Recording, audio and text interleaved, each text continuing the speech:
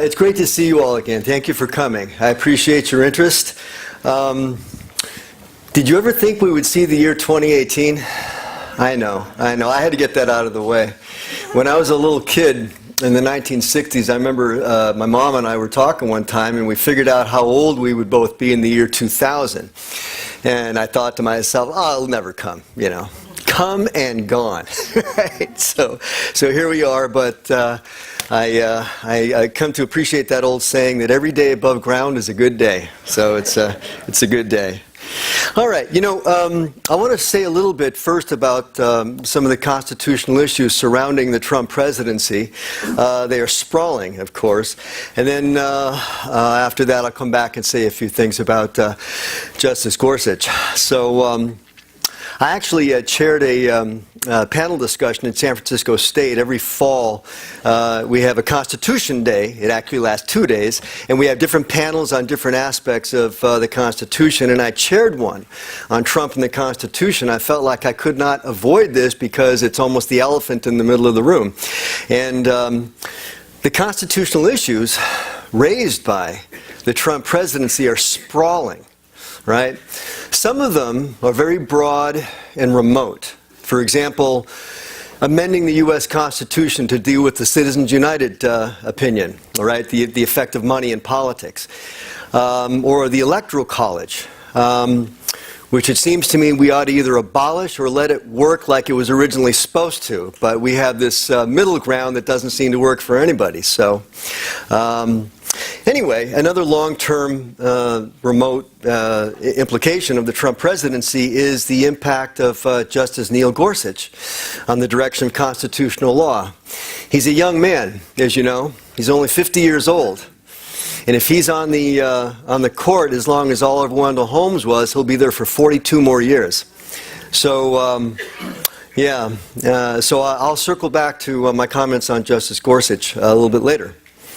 Now, other constitutional issues raised by the Trump presidency arise under specific provisions of the Constitution. For example, you may have heard about, there's actually a number of lawsuits under the Emoluments Clause, under which a president would obtain certain benefits as a result of being president.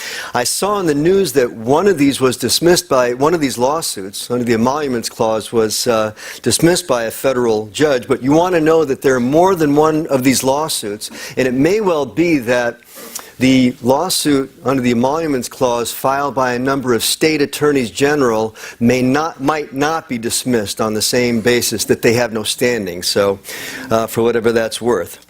Donald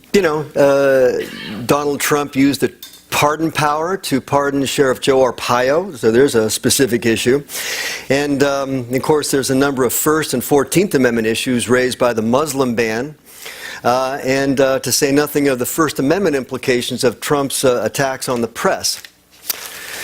And of course, one thing that's in everybody's mind is two ways under the U.S. Constitution that we might relieve ourselves of Donald Trump.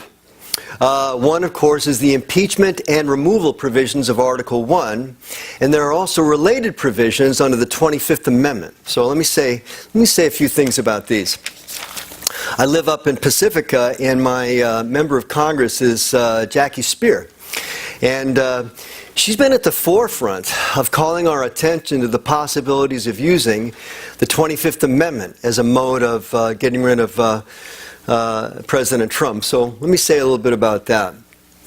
There are two ways under the Constitution to remove the president. The first, as I suggested, is under Article 1. Article 1 is the first, basically creates Congress. And under Article 1, the House impeaches and the Senate removes. A lot of people seem to have skipped that. Impeachment alone is not removal. You might think about impeachment and removal as being the equivalent in the political process of an indictment and a conviction in the criminal justice process, right? The first step is you bring charges against the individual, and then there is a trial. So under Article 1, it takes just a majority, 50% plus 1 of the House of Representatives to impeach somebody like the president, and then it would require a 2/3 vote of the Senate to remove. And thinking ahead a little bit, even assuming that the Democrats regain control of the House of Representatives in this coming November, most of the open Senate seats are held by Democrats. And so, in other words, best case scenario, even if every Democrat wins, there will not be the two-thirds of the Senate controlled by Republicans that it would likely take to remove. So, hate to deliver bad news on that account, but that seems to be where we are. So that's Article 1, impeachment and removal.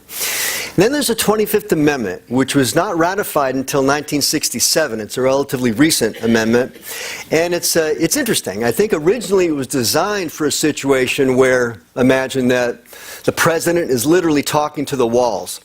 And most people don't realize what's going on, but the people around the president can see what's going on. And so it creates a mechanism. I've always been very impressed by this mechanism. Here's what happens. And this is Section 4 of the 25th Amendment. If the Vice President and a majority of the Cabinet communicate based on their observations, they communicate to the leaders of Congress, the Speaker of the House and the President pro tem of the Senate, that in their judgment, the President is unfit to serve, the President is relieved of duty. If the President, within a short period, communicates to the leaders of Congress, no, I am fit to execute my duties, the President retains power. That's when it gets interesting, because at that point, if the Vice President and a majority of the Cabinet double down and insist, no, with all due respect, we're going to communicate to the leaders of Congress that the President, in our judgment, is not fit to serve, then it is decided by the Congress. So that it's an interesting dynamic, and it's a good use of procedure, right? The Vice President and the Cabinet make the first move, and maybe the President just realizes I'm unfit to serve and he just goes. But then maybe he pushes back and says, no, I am fit to serve, and at that point maybe the Vice President and the Cabinet back down. Okay, he's all right.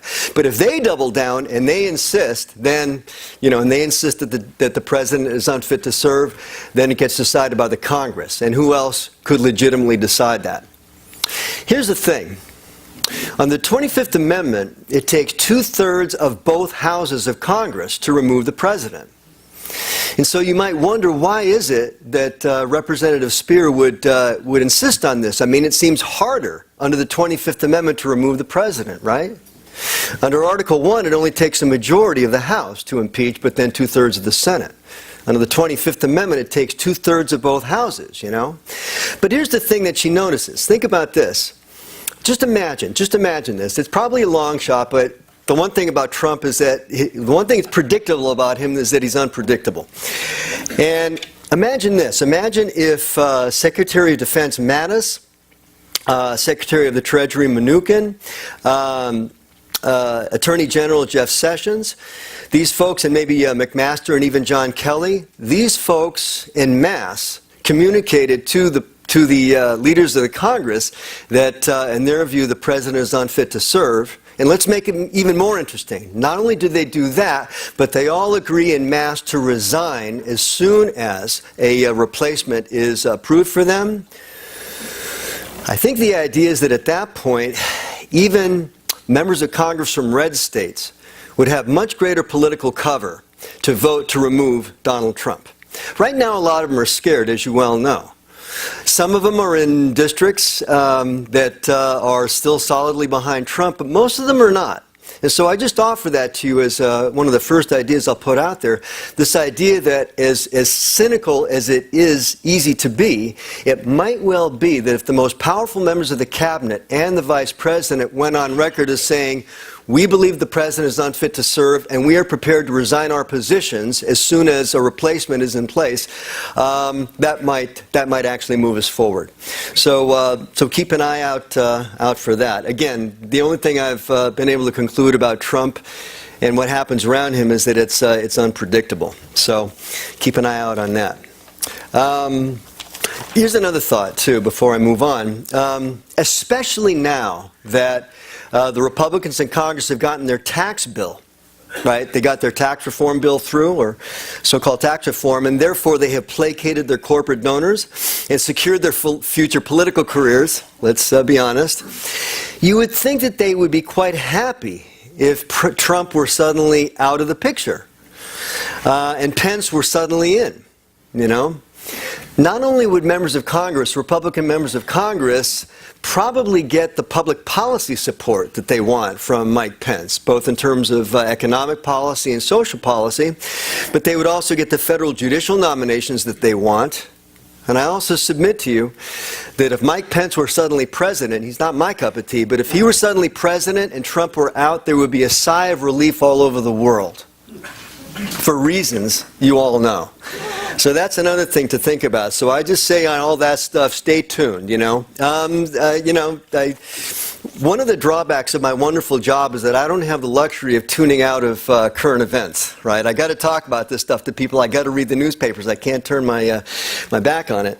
And it's so easy to find people who just throw up their hands at this point in utter cynicism and say, oh, you know, we're stuck with Trump. My God, he'll be here through 2020, and he's already indicated he's going to run for re-election. We might have him until 2024. All right, I give you that. Anything's possible, but what did I read the other day, too? Somebody suggested that maybe with the noose tightening around Trump's neck, with this new book, Fire and Fury, and some of the other reporting that's going on the day, 1 year anniversary of his inaugural, he will get up before a speaker and say, it's been a great year, we've done some great things, I think I'm done here, I resign. Wouldn't that be something? And that way, he doesn't have to go through everything, that's further going on. I'm not assuming that that's going to happen, but again, nothing would surprise me with this guy at this point. So, anyway, and I'm glad to talk about you during Q&A. I'm glad to talk about other aspects of Trump and the Constitution. But let me talk about Justice Gorsuch. 10 years ago, as was indicated, he published a book on physician-assisted suicide. He argued that it should be banned, it should not be allowed, under what he calls the inviolability of life principle. This is the principle that he says is paramount, and he goes back to Aristotle and Augustine and so forth to derive this inviolability of life principle. Under this principle, putting aside legitimate self-defense, if somebody's coming at you trying to kill you and the only way for you to avoid it is to kill them back, that is a legally adequate defense, right?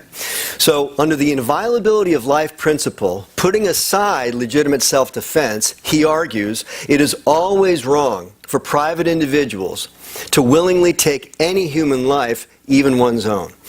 Let me say that again. That's kind of the foundation, his starting point in this book. Under the inviolability of life principle, putting aside legitimate self-defense, it is always wrong for private individuals to willingly take any human life, even one's own. All right? Now, as it happens, and as you know, in 2015, California became the 5th state to enact the right to physician-assisted suicide into law. Under California law, an individual confirmed by 2 doctors to be within 6 months of death can obtain and consume a lethal dose. This is the End of Life Options Act, EOLOA, End of Life Options Act. And clearly, Justice Gorsuch would not like this law. But there may be little he can do about it, at least about this particular law. Under a landmark case 20 years ago, it was called Washington v. Glucksberg. Some of you may know about this case. The U.S. Supreme Court held that even though there's no fundamental right to get physician-assisted suicide, states can allow physician-assisted suicide if they wish. And again, 5 states now have it. With California joining the states who have physician-assisted suicide, I submit to you that we've hit a tipping point. A state as big as California, once we move in a particular direction, that tends to have that effect. Think of with marijuana legalization. I know that the Sessions Justice Department is actually talking about cracking down on marijuana. I can't imagine. I just cannot imagine that they're going to try to pull that off. But in any case, with physician-assisted suicide, this seems to now be gaining some momentum. And so, again, because Washington v. Glucksberg held that states can allow physician-assisted suicide if they want, there may be little that Justice Gorsuch can do about that directly. However, again, this guy might be on the U.S. Supreme Court for 40 years. And so his writings, when he had no reason to assume he would be on the Supreme Court, are worth examining, especially since right-to-die issues will intensify in coming decades. Let me take an aside here. Justice Gorsuch went to Harvard Law School. He was a U.S. Supreme Court law clerk for Justice Kennedy. And that's about as distinguished as you get in my line of work. But had he had enough abuse at that point? No. He had to go back for a PhD. Can you imagine such sickness? He should be disqualified on that account alone. He went to Oxford, and he wrote this book that he wrote, critiquing physician-assisted suicide, was his doctoral dissertation at Oxford. Yeah. So, just so you get that background. Now, like I say, physician-assisted suicide as a legal phenomenon and spreading from state to state, that will have its own trajectory. And I'm not really here to talk about that aspect of the right to die specifically. In a book that I published 2 years ago entitled Applying Rawls in the 21st Century, Race, Gender, the Right to Die, and the Drug War, I take up a different variant of the right to die, and that is what's been called by others prophylactic suicide. And here's what I call it as 75 plus. Here's the law that I propose and examine. Imagine a law that says, once you reach a certain age, regardless of your health, once you go through a couple of procedural hurdles, you can obtain and consume your lethal dose. So you see the difference in a law like that? With physician-assisted suicide in every state that has it, a requirement is that 2 doctors must confirm that you're within 6 months of death. I'm taking that off the table. I'm suggesting, and again, it's not an original idea with me, but I pick it up and develop it a little bit. I'm proposing a slightly different law to consider that after a certain age, and I say 75, it could be 73, it could be 77, that's not the point. At a certain point, somebody gets the right, once they turn a certain age, to obtain and consume their lethal dose. Now, just like with the End of Life Options Act, this would be subject to reasonable procedural safeguards. You don't get your lethal dose just by going in once and asking for it, right? You have to make 2 requests over the course of a month. You have to sit down and talk to a counselor. You have to jump through a couple of hurdles. We want to make sure that since this is such an important decision that you've thought about it, really thought it through, and have come to a decision based on informed consent. And so that is the law that hypothetical law that I propose in my book, and I consider it from a Rawlsian point of view. All right. Now, I argue that under the principles of justice enunciated by John Rawls, that a law like 75 plus, allowing anybody, once they reach a certain age, say 75, to obtain a lethal dose, that this would be supported under Rawlsian principles of justice. Now, clearly, a guy like Gorsuch would reject this law. Again, outside of legitimate self-defense and what government might do in time of war, he says it's always wrong for individuals to take human life. So he would reject it. And over the summer, this past summer, I carefully read his book, and I am, like I say, developing a Rawlsian critique of it. So I'm just going to focus on a couple of replies I have to make the case that as smart and skillful as Justice Gorsuch is, his arguments in this book are deeply flawed from a center-left liberal Rawlsian perspective. Let me just say by contrast, one, I can tell by looking at you that this is a crowd that remembers the name of Robert Bork. Robert Bork was a watershed in judicial politics in this country. Just to refresh your memory, in 1987, President Reagan nominated Robert Bork to be on the U.S. Supreme Court. Whatever you think of Robert Bork's politics, he was one of the brightest legal minds in the world. Intellectually, he was well qualified. He had been a Yale law professor when he was 35 years old. After that, he was Solicitor General in the Nixon administration. That is the United States lawyer before the U.S. Supreme Court. That's pretty distinguished. And after that, he was a federal appellate judge. So by the time Reagan nominated him to be on the U.S. Supreme Court, Bork was, again, as good as there is, but as you know, he was pretty conservative. And so he was rejected on that account by the Senate. Now, I have read some of a number of writings by Robert Bork, and like Neil Gorsuch, Bork was both brilliant and really conservative. The difference that I see, however, is that Bork was at least intellectually honest. What I'm here to tell you, in my reading of Neil Gorsuch's book, is that he uses his enormous intellectual skills to be systematically dishonest. And so that I just want to alert you to. And if you ever read his book, I think you'll see what I mean. Let me just give you a couple of brief examples of what I'm talking about. I don't want to bore you with the details, and I'm only part of the way through this book anyway. It takes a while to construct a book like this, but I've made some inroads. Let me just tell you how he comes at a couple of big issues. So, again, it's a doctoral dissertation at Oxford University, so it's comprehensive, it's deeply thought out. He comes at it from several different angles, and so as a piece of scholarship, it is impressive. But when you really read closely, you realize how many places he just plays fast and loose with fundamental distinctions that cannot be overlooked. So, for example, one of the principles that he takes up and talks about is called the harm principle. And those of you who are familiar with John Stuart Mill, the great 19th century British legal and political philosopher, you know that Mill made the harm principle famous. Under the harm principle, Mill wrote, government has no authority to interfere with the liberty of any of its citizens or subjects unless that liberty is causing actual harm to others. So let me say that again. It's a presumption in favor of liberty, isn't it? Right? The harm principle holds that government has no authority to interfere with the liberty of any citizens or subjects unless that liberty is actually harming other people, actual concrete harm. And Mill is clear that that harm must be to somebody else, not to oneself, you see? Fundamental distinction between oneself and other people. I think we can all agree about that, right? So, Gorsuch in several places plays fast and loose. He literally papers over the distinction between self and other, and treats harm to self as though it were harm to others. You see how contrary to liberal values that is? That's very authoritarian. But that is the kind of premise that he works from. Moreover, again, harm, the word harm, as deployed in the harm principle, has to be harm caused to another. It can't be mere offense or even upset against somebody else. Think about that. We'd all be in jail.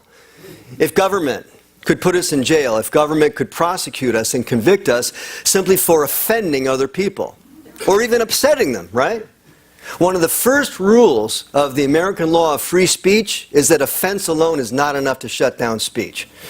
Again, we've all said offensive things. Some people are probably offended by my shirt. You know, we can be offended by anything that we want. And so that's an important distinction there. And so for purposes of the harm principle, whether or not Justice Gorsuch wants to admit it, harm, you know, an individual using his liberty in a way that harms other people, that harm, I suggest to you, can only be actual denial of legal or political rights. Only if I use my liberty in a way that denies somebody else legal or political rights can government interfere with my liberty. Once again, merely offending or even upsetting somebody with my use of liberty is not enough to do it. And let's look at this more closely, because this is a legitimate concern that I think people on the other side have, you know. My wife comes from a huge family, right? I'm not even sure how many siblings she has. And, or nephews and cousins and the rest of it. And there are a couple of them that I'm close to. So if I ended my life, there are some young people in this world who would have a hole in their life. The question becomes, because of that, because of the effect that my ending my life would have on them, does that trump my right to exercise my liberty to end my own life? That would be a tough thing to do, you know, and you wouldn't want to do that lightly to people, but at the end of the day, I think you can see that the question is, whose life is it? Whose life is it? And by the way, if you're upset about my ending my life prevents me from ending my life, then I can do the same thing to you, right? Rawls's principle is one of social contract. Two-way street, mutual advantage, reciprocity. If you can limit my liberty in certain ways, then I can do the same thing to you, you see. So there's concerns there. So that's the harm principle and how he deals with that. Another quintessential liberal principle that Justice Gorsuch takes up in his book is called the neutrality principle, the neutrality principle. And he critiques this neutrality principle. I mean, he's a conservative, you know, and I'm not talking some cheesy libertarian center right. I'm talking hard right authoritarian conservative. And he says, you know, the neutrality principle, this liberal neutrality principle, under which government must remain neutral on questions of the good life, he says that that's a bad principle. You know, it's a misguided liberal principle. He says that the neutrality principle, which again requires that government remain neutral in questions of the good life.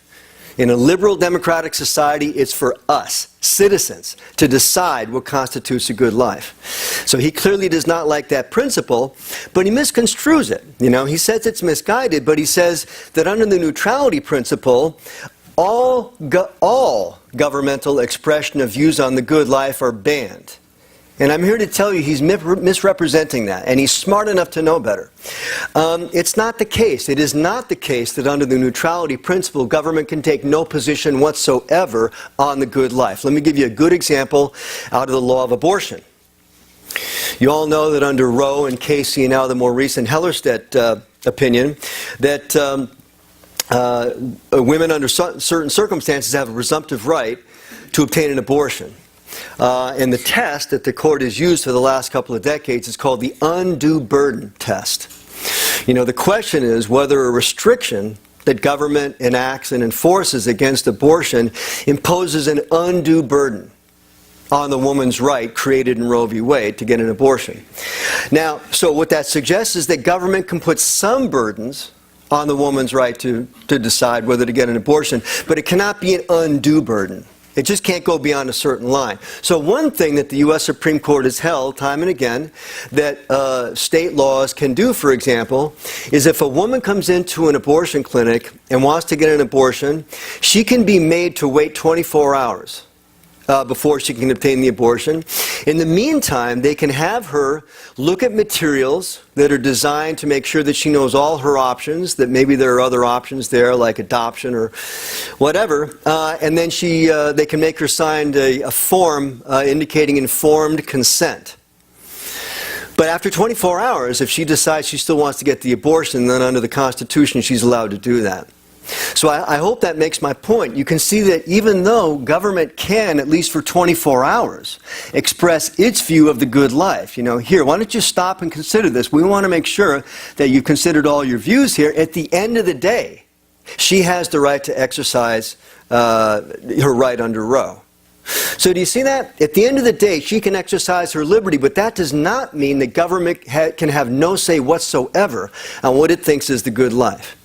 So again, Justice Gorsuch misrepresents that, as he does with so many things. He just says under this illegitimate neutrality principle, government can never have any say on the good life. It's simply not true. He misrepresents the law there, and certainly under a Rawlsian scheme, government would be able to indicate its view of the good life in that limited way as well. Accordingly, given Justice Gorsuch's distorted interpretations of these principles, he does not acknowledge a very basic fact about the law where liberty is the rule. And that fact is that the law draws lines all the time. The law draws lines all the time. Think about it. Where liberty is the rule, but there are exceptions that are allowed, right? Say under our free speech law, you and I can say pretty much whatever you want, but I can give you 10 different exceptions to the free speech rule, right? Where liberty is the rule, lines must be drawn between activity that is protected liberty and activity that can be punished by the law. The law has to draw lines all the time, and he just doesn't acknowledge that. And again, just think of the law of abortion, once again, right? After viability.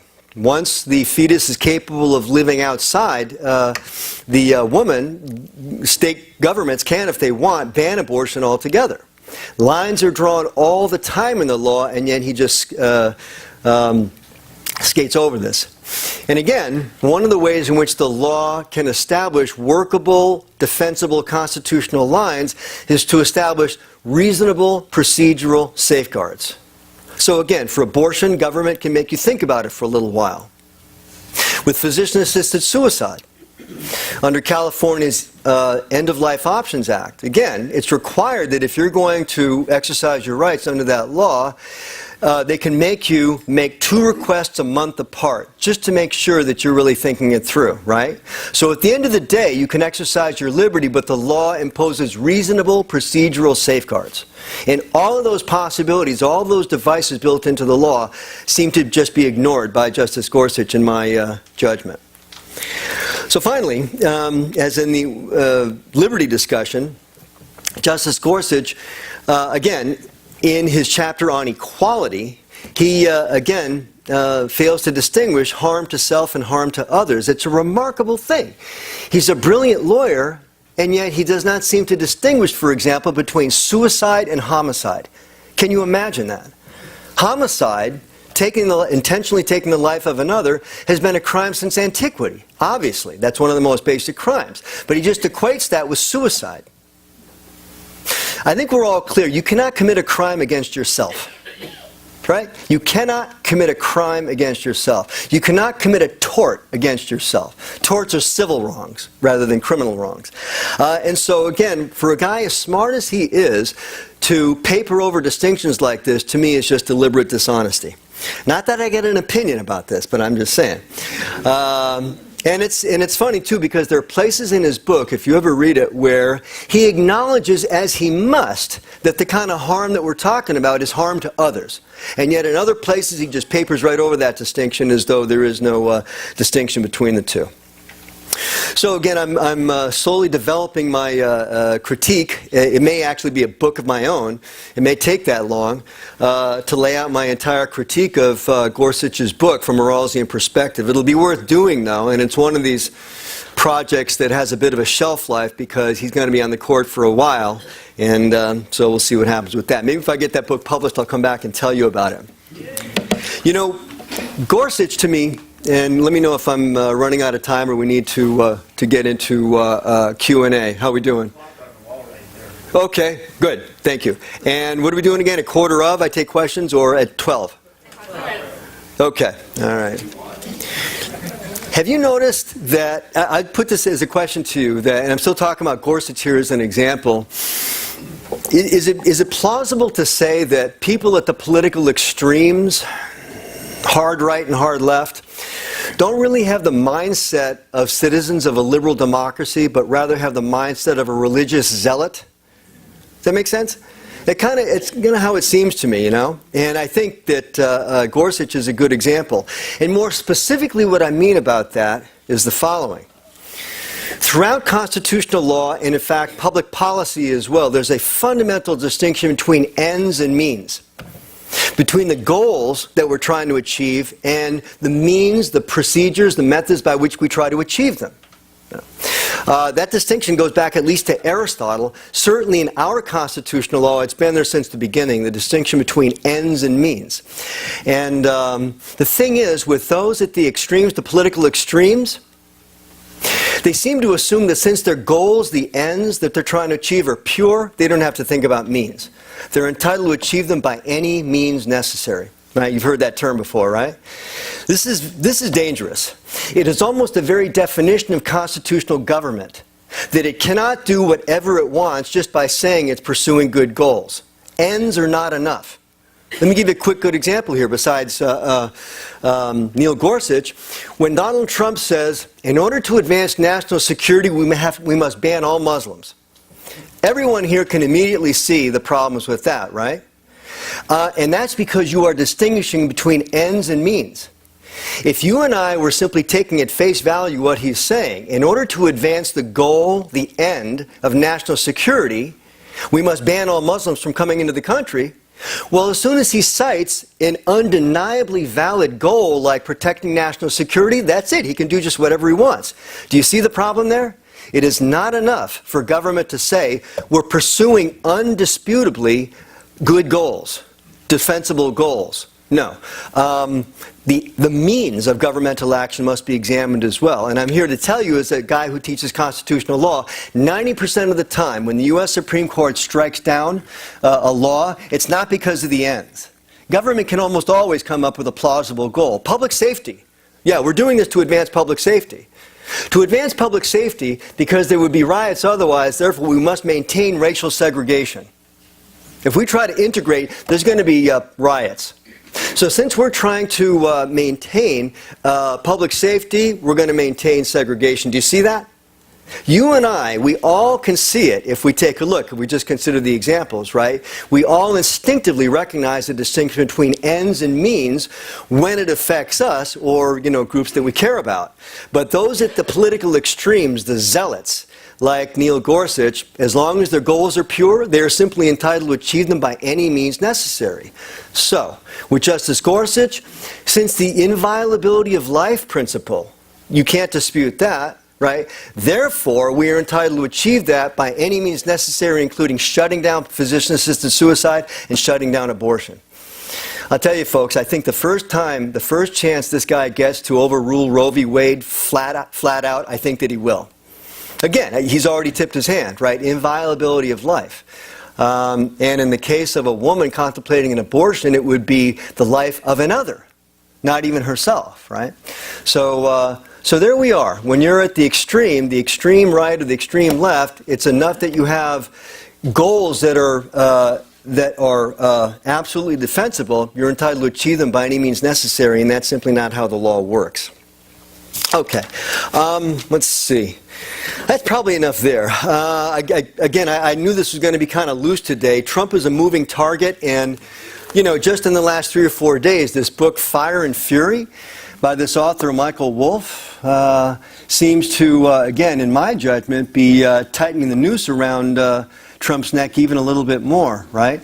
There was a good piece in the New York Times op-ed section the other day by a few folks who seemed to know what they were talking about, laying out in more detail a number of different ways in which there might be enough facts now to establish in different ways that Trump is guilty of obstruction of justice as well as conspiracy to obstruct justice. So in some way, I'm such an optimist, I always try to focus on the good stuff here. It may well be that the noose really is tightening here. And I would also like to say, before I take whatever questions or comments you have, that it's really probably more where I stake my hopes than anything I can prove, but I think that our system is bigger than one guy. I don't think one guy can take us down. I can't prove anything right now, and but it just seems to me that once we flush Trump out of our system, we might have the ability to get back on our feet and possibly even be better than ever, because we will have a very fresh, recent example of this. So I leave you with the thought of a guy who I still think is the greatest intellectual that I've ever come across, a guy by the name of Plato. Yeah. Plato called it 2,500 years ago, right? 2,500 years ago, in the most influential book ever written on politics, Plato's Republic, he wrote that democracy is the worst possible form of constitution except for tyranny. The worst possible form of constitution except for tyranny. Now, be clear, Plato, looking at democratic Athens, was looking at a very primitive form of popular government, right? They did not have the modern system of checks and balances and so forth that we have in our Constitution. But when you think about, not Trump so much, because to me he's trivial in a sense, when you think about the number of people who actually thought this guy would be the solution to anything, that's the scary part.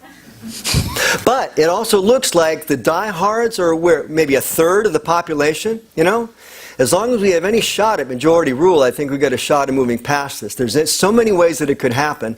Again, I hope it happens sooner rather than later, but we'll see. Anyway, I think I'll end it there, except just to offer, maybe I'll come back in 6 months or so and maybe do a checkup on this, and maybe with a little luck, it'll be a different situation by then. So I'll leave it there. Thank you very much.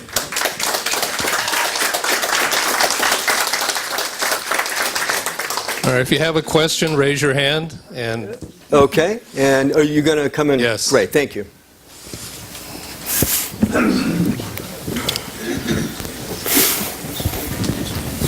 Enjoyed your talk. Thank you. You spent quite a bit of time talking about how we might remove a president. Could you also comment on how we might remove a Supreme Court justice? Oh, okay. Same way. It's a federal official. There have been federal judges who have been impeached and removed, right? So far as I can see, as a shorthand, it would more or less take that individual committing a crime. There's this principle, every branch of the national government has its own immunity, right? Whether it's express or not. There's executive immunity to a point. There's legislative immunity to a point, and there's judicial immunity. One thing that a judge cannot be removed for is simply a bad opinion. So it would literally have to be something amounting to a crime. Yeah. So it is very hard to do. It has been done. I believe, if I got the numbers right, maybe about 15 federal judges in our history have been impeached, and about 7 or 8 of those have been removed. So it can be done. You know, they're officials in the national government, and they can be impeached and removed. But again, that is a very steep process, and it's an intensely political process. You know that distinction between what's political and what's legal. You know, and sometimes those things kind of overlap a little bit, but impeachment and removal of a federal judge would be very much a political process. Were you thinking of anybody in particular?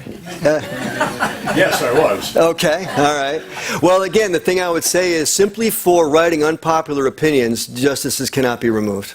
They're immune on that account. Yeah. No, good. My question is, I enjoyed your talk. Thank you.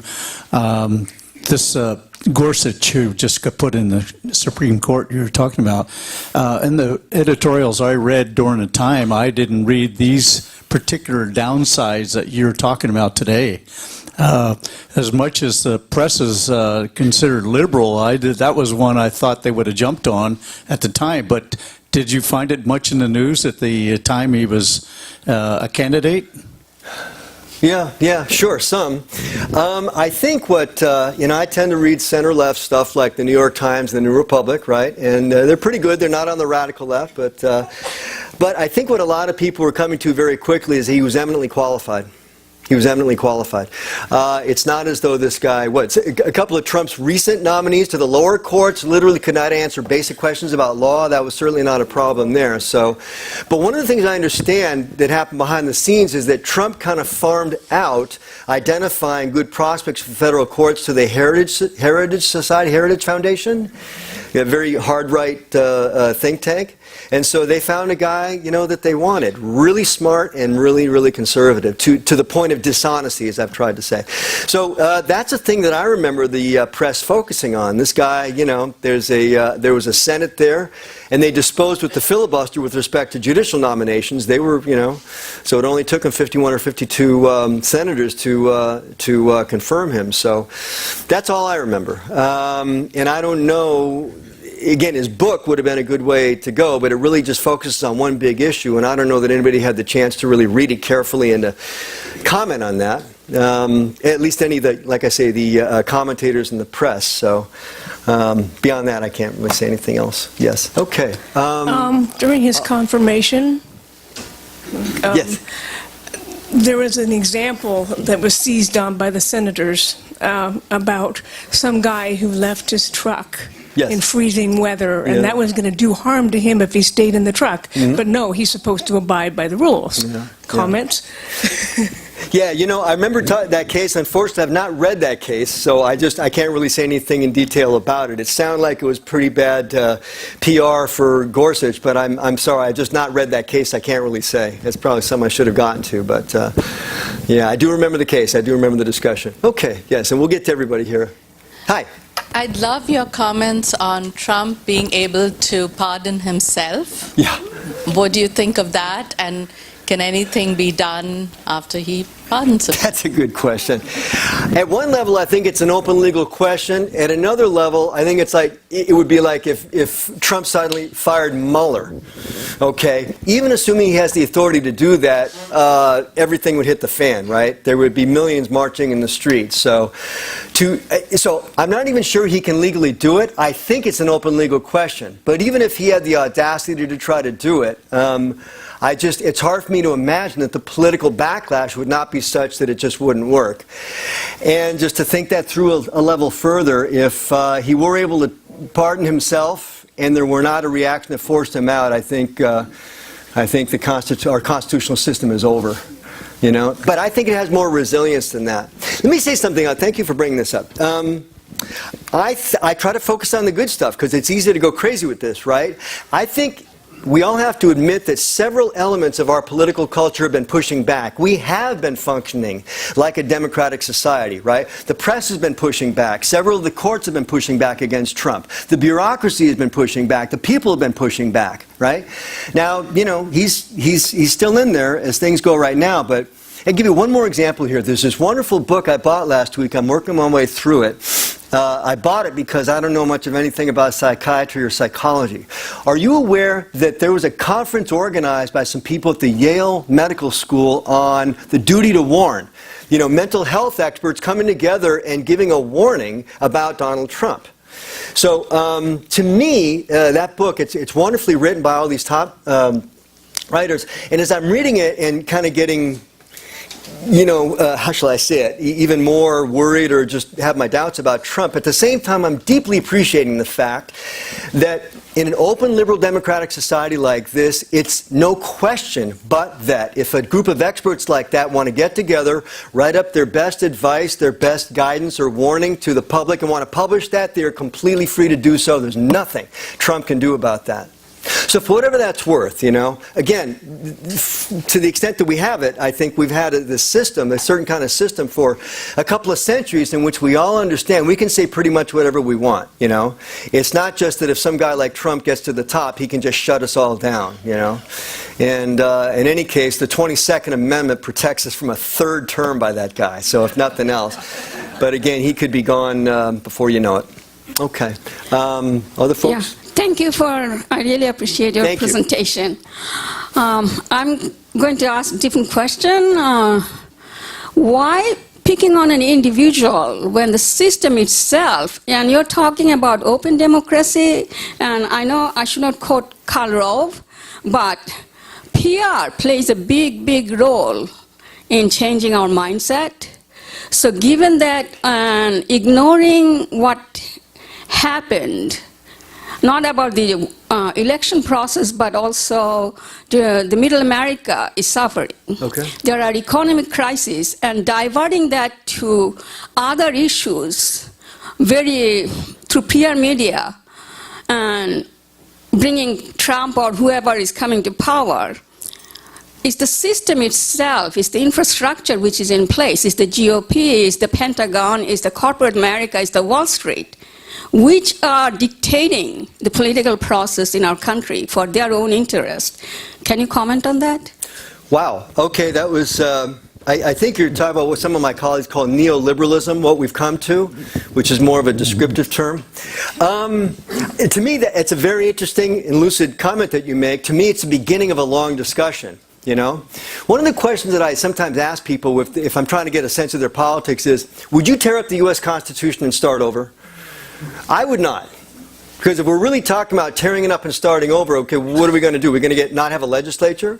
We're not going to have an executive, and we're not going to have courts? My own view is if one thing I would like to see before I shake off this mortal coil, and I think it could happen, it's going to take a few years, would be an amendment to the U.S. Constitution invalidating the Citizens United opinion and authorizing Congress and the state to enact comprehensive campaign finance reform. I think that would go a long way toward dealing with some of the problems that you're talking about. As brilliant as the U.S. Constitution was at the time that it was written, you know, it now needs a tune-up, doesn't it? Probably in several ways. And one of the most basic problems is that influence of money on politics. That's a tough one. You're never going to get money completely out of politics, but I think that we could, if we had an amendment that said something like this: nothing in the First Amendment shall prevent Congress and the states from enacting comprehensive campaign finance reform, we might have a shot. We might have a shot. Now, again, your question was very good and very wide-ranging, right? I don't think we're going to get rid of corporations, and I don't think we should. Not all corporations are evil. I'm not a corporate lawyer, but I understand enough about corporations to know that they come in many shapes and sizes. Some are for profit, some are for non-profit, and so forth. So I'm not sure that the corporate form of doing business is the problem itself. And I actually think if we tried to get rid of corporations by saying corporations aren't persons, I think that would be packing too much into an amendment, and it might not pass on that account. That's why I'm thinking deal with corporations in a different way. That's a different discussion, I think, to some extent. It might require a more nuanced response.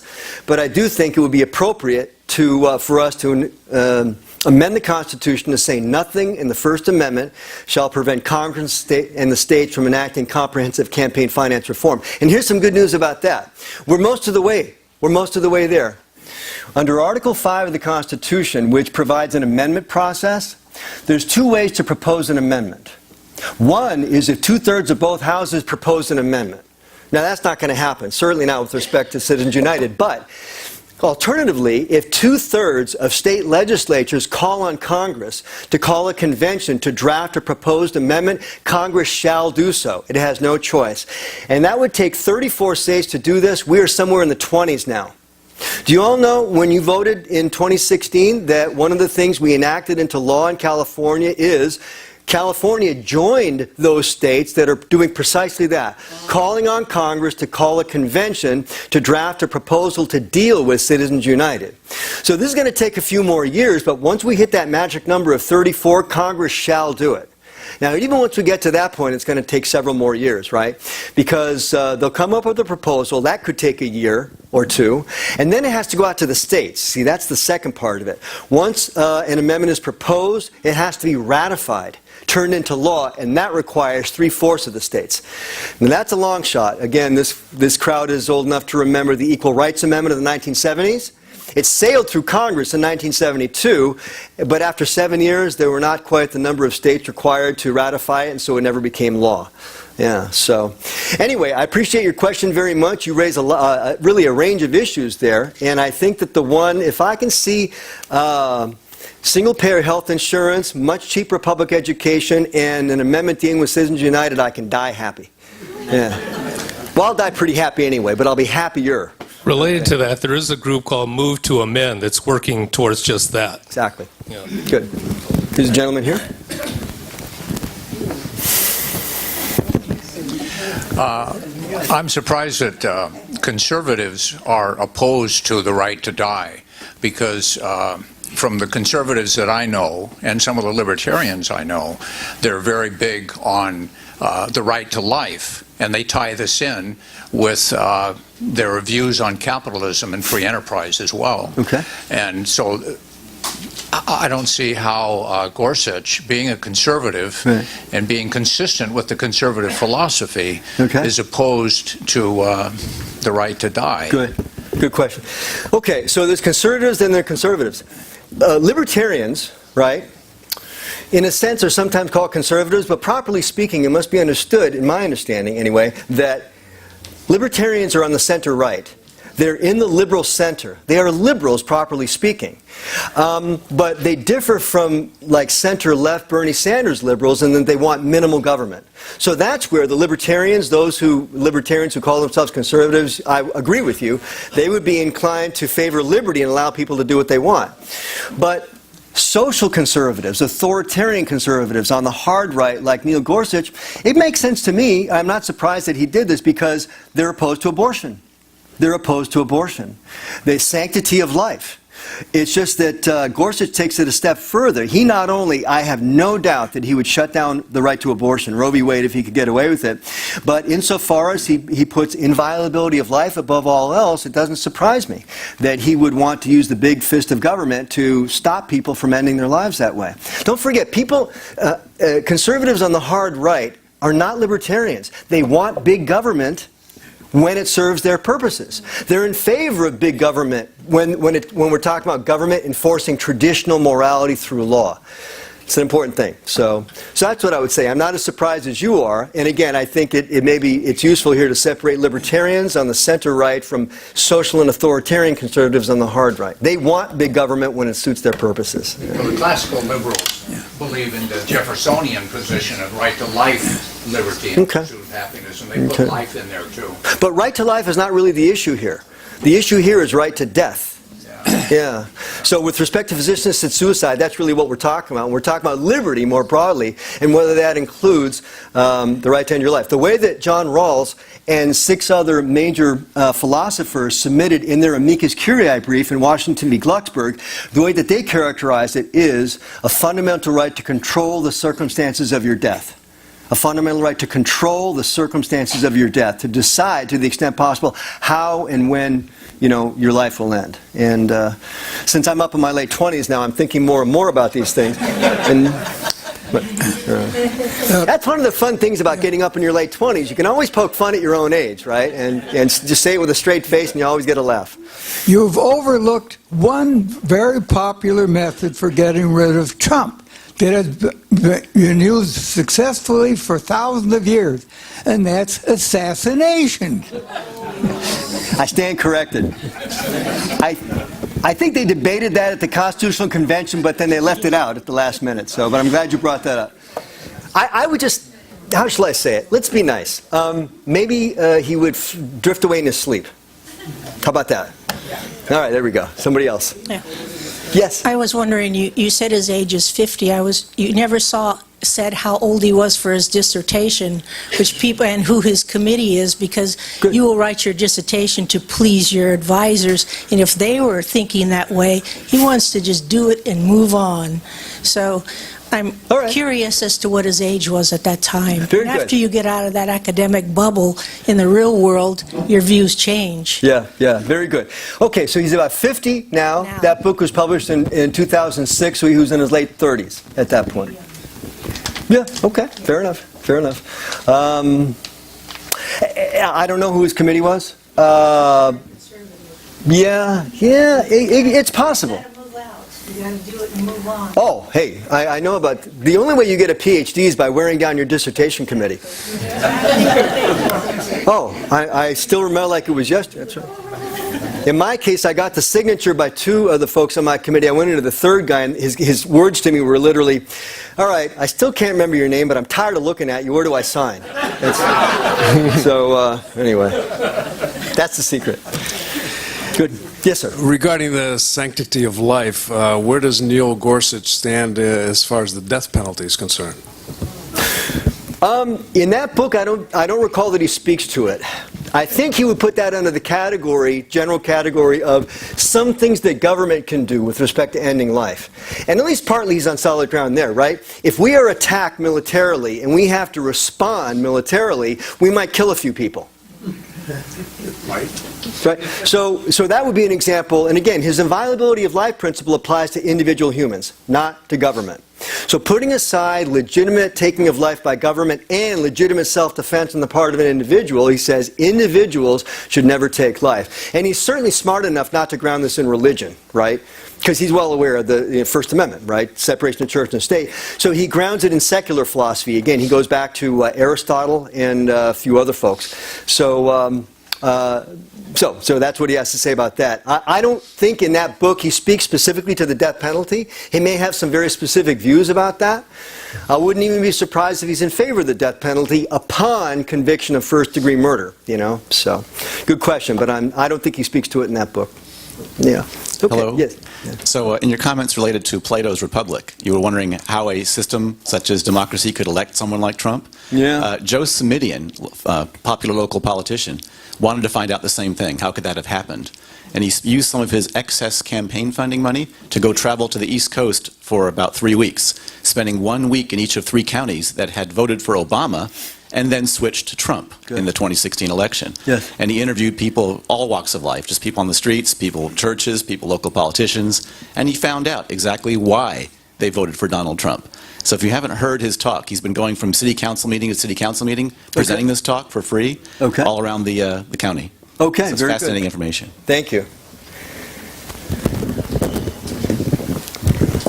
The Equal Rights Amendment has been brought up every year, and people are continuing to work on it. They've signed up additional states.